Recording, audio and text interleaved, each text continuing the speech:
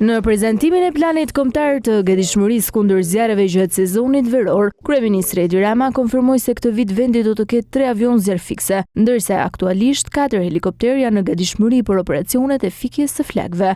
4 helikopterë të gatshëm, të cilët në çdo moment nevoje mund të bëhen 6, sepse helikopterët operacional janë 9. Kemi mbyllur procedurën për 3 avion, të cilët do të vinë në fund vitit, por në ndërkohë dhe do të jenë pronën e shtetit shqiptar. Për monitorimin e territorit gjatë sezonit të zjarreve do të përdoren dronë dhe një sistem i ri. Dim shumë mirë që në qendër të këtij sistemi nuk janë makinat, nuk janë dronat, të cilët po ashtu do të përdoren në mënyrë specifike me një sistem të ri këtë vit.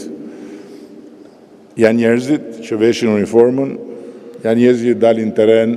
Kreu i qeverisë njoftoi se punonësit e Ministrisë së Mbrojtjes që angazhohen kundër zjarreve do të shpërblehen menjëherë me një pagesë shtesë. Të shpërblehen menjëherë, jo në fund, me një pagë ekstra. Duke shprehur solidaritet me Spanjën e Francën, kreu i qeverisë tha se ngjarjet atje janë një paralajmërim edhe për vendin tonë, ndaj kërkoi përgatitje për çdo skenar. Na bën të pyesim po a mund të ndodh edhe tek ne, por vetëm të pyesim sa të përgatitur jemi kur të ndodh. Ministri i Brendshëm Besford Lamallari tha se policia e shtetit do të tregojë tolerancë zero për zjarrvënësit. Dëshkimi në kodin penal për zjarrvënien është ashporsuar deri në 15 vite burgim.